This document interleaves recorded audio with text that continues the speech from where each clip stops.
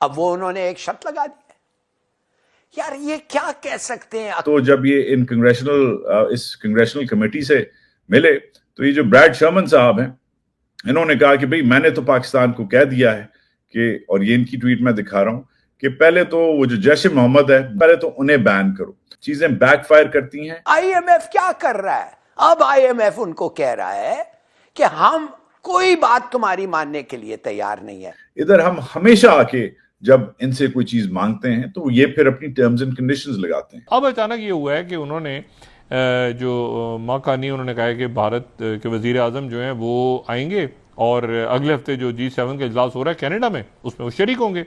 और ये वो चनाब ब्रिज है जो आजकल हमारे यहाँ बहुत ज्यादा जो है वायरल हो रहा है, क्योंकि दरियाए चनाब का जो पानी है इंडस वाटर ट्रीटी सस्पेंड होने के बाद इंडिया मुसलसल जो है कम करता चला जा रहा है। एक तरफ पानी की कमी और दूसरी तरफ उसी रिवर के नाम के ऊपर आज ब्रिज को नरेंद्र मोदी ने इनॉग्रेट कर दिया है जम्मू एंड कश्मीर में। अमेरिकी सांसद ने पाकिस्तान से आतंकी समूह जैश ए मोहम्मद को खत्म करने और अल्पसंख्यकों की सुरक्षा सुनिश्चित करने की सलाह दी। है कि जलील अब्बास जिलानी जैसे सीनियर डिप्लोमेट की मौजूदगी में बिलावल को यह जिम्मेदारी देना कितना मुनासिब फैसला था। Why are we asking the Americans for weapons which A we can't afford?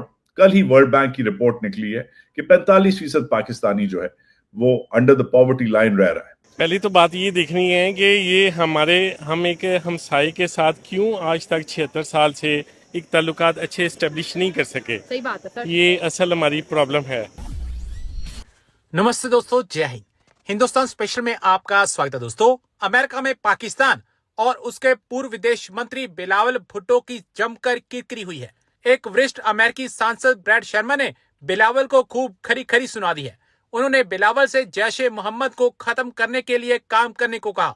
अमेरिकी सांसद ने पूर्व विदेश मंत्री बिलावल भुट्टो जरदारी के नेतृत्व में आए पाकिस्तानी प्रतिनिधि मंडल से कहा कि वह आतंकवादी समूह जैश ए मोहम्मद के खिलाफ कड़ी कार्रवाई करे और पाकिस्तान में अल्पसंख्यकों की सुरक्षा सुनिश्चित करे। यह वाकया तब हुआ जब कांग्रेसी सदस्य ब्रैड शर्मा ने वाशिंगटन में पाकिस्तानी प्रतिनिधि मंडल से मुलाकात की। बिलावल भुट्टो से मुलाकात के बाद शर्मा ने सोशल मीडिया प्लेटफॉर्म एक्स पर कहा, मैंने पाकिस्तानी प्रतिनिधि मंडल को आतंकवाद से लड़ने की अहमियत समझाई है, खासकर उनसे जैश ए मोहम्मद को खत्म करने को कहा है, जिसने 2002 में अमेरिकी नागरिक डैनियल पर्ल की हत्या की थी। वह वॉल स्ट्रीट जर्नल के पत्रकार पर्ल का जिक्र कर रहे थे, जिनकी पाकिस्तान में आतंकवादियों ने अगवा कर हत्या कर दी थी। ये कल कुछ कांग्रेशनल मेंबर से मिले हैं, मगर ये आसान नहीं होता मिलना। चीजें बैकफायर करती हैं जो की गई। एक तो जब ये इस कांग्रेशनल कमेटी से मिले तो ये जो ब्रैड शर्मन साहब हैं, इन्होंने कहा कि भाई मैंने तो पाकिस्तान को कह दिया है कि, और ये इनकी ट्वीट में दिखा रहा हूं,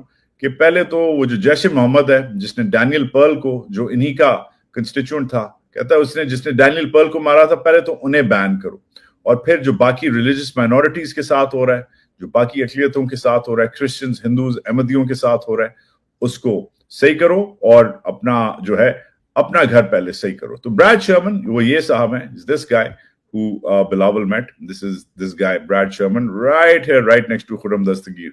This guy, old white guy in the middle.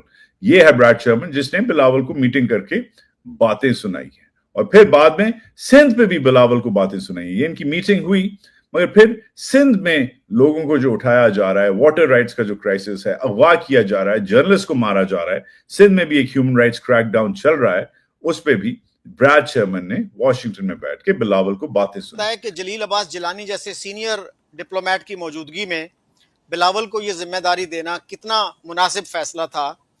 उन्होंने ये बयान दिया कि देरपा अमन की वाहिद जमानत मसला कश्मीर का मुनसिफाना हल है।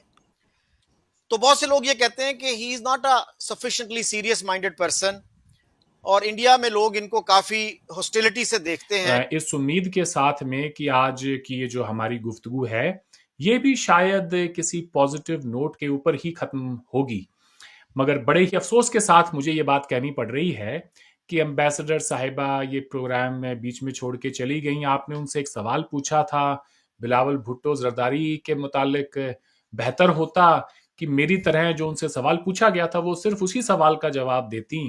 तो मैंने जब जवाब देना शुरू किया तो वो प्रोग्राम ही छोड़कर चली गई हैं। बड़ा मुझे अब दुख हो रहा है जी। अच्छा होता अगर वो आती, अगर वो किसी रोज फिर से आती हैं, मुझे बेहद खुशी होगी। मैं उनके हर सवाल का जवाब दूंगा और बड़े ही सब्र और तहम्मुल प्यार से दूंगा।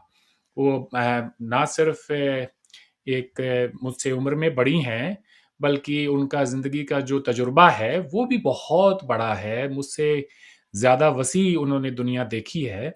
तो मैं ये चाहूँगा कि उनसे फिर कभी बात हो। बहरहाल उन्होंने जो हिंदुस्तान के हवाले से बात की, मैं एक-एक करके उनके सवालों के जवाब देना चाहूँगा। मैं एम्बेसडर साहिबा को कहूँगा कि प्राइम मिनिस्टर मोदी हिंदुस्तान के इलेक्टेड प्राइम मिनिस्टर हैं। उनको हिंदुस्तान के आवाम ने वोट दे के प्राइम मिनिस्टर बनाया है। अनलाइक पाकिस्तान जहां पे ज्यादातर प्राइम मिनिस्टर सेलेक्टेड होते हैं, नीडलेस टू से कि उनको सेलेक्ट कौन करता है टू स्टार्ट विद। उसके बाद मैं एम्बेसडर साहिबा को ये भी कहूंगा कि वो बार बार ये जो कश्मीर के मुतालिक हिंदुस्तान को ब्लैकमेल करने की उनकी पॉलिसी है कि या तो आप डायलॉग करें हमारे साथ या फिर जो है यहाँ पे आप तैयार रहें दहशतगर्दी के लिए, क्योंकि इनडायरेक्टली यही कहना है कि जब तक मसला कश्मीर का कोई हल नहीं हो जाता तब तक पीस नहीं आ सकती। What do you mean by that? क्या पाकिस्तान कोई जंग करना चाह रहा है हिंदुस्तान के खिलाफ? तो अगर आप जंग नहीं कर रहे हैं तो फिर आप क्या प्रॉक्सी वॉर करना चाह रहे हैं? That seems to be the case because that is precisely what is happening from the last 35-40 years. Pakistan proxy war ही लड़ रहा है जब उससे ये रियलाइज हो गया कि हम कश्मीर को जंग के जरिए नहीं ले सकते, तो दहशतगर्दों की एक फौज हिंदुस्तान के ऊपर जो है भेजी गई है सिंस 1990 ऑनवर्ड्स, या अब ये कहें लेट 80s ऑनवर्ड्स।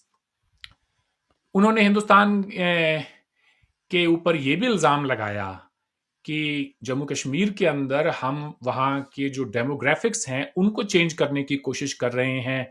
वेल, अभी तक आर्टिकल 370 को एब्रोगेट किए हुए ऑलमोस्ट 6 इयर्स होने को हैं। अभी तक ऐसा कोई इल्जाम जम्मू कश्मीर की किसी भी सियासी पार्टी ने नहीं लगाया है, including PDP and national conference. इस वक्त जो हुकूमत है वो नेशनल कॉन्फ्रेंस की है, ना कि बीजेपी की। नेशनल कॉन्फ्रेंस को वोट दिया है जम्मू कश्मीर के अवाम ने, ना कि कोई हमने बाहर से कोई वोटर ला के बिठाए हैं। उन्होंने जो है उनको चीफ मिनिस्टर बनाया है उमर अब्दुल्ला साहब को। इनके इल्जाम बिल्कुल बेबुनियाद है। बेहतर होता ये कहती कि जी एक डेमोग्राफी को चेंज करने की कोशिश तो जम्मू कश्मीर में पाकिस्तान ने की है और बड़ा कामयाब भी रहा उसमें। जब लेट 80s और अर्ली 90s में कश्मीर के जो son of the soil Kashmiri pandits जो वहां पे हजारों सालों से आबाद थे, जब उनको कश्मीर से मार के भगाया गया, कितना कन्वीनियंटली पाकिस्तान के लोग इस बात को भूल जाते हैं कि कश्मीर में जो पाकिस्तान ने जिहाद किया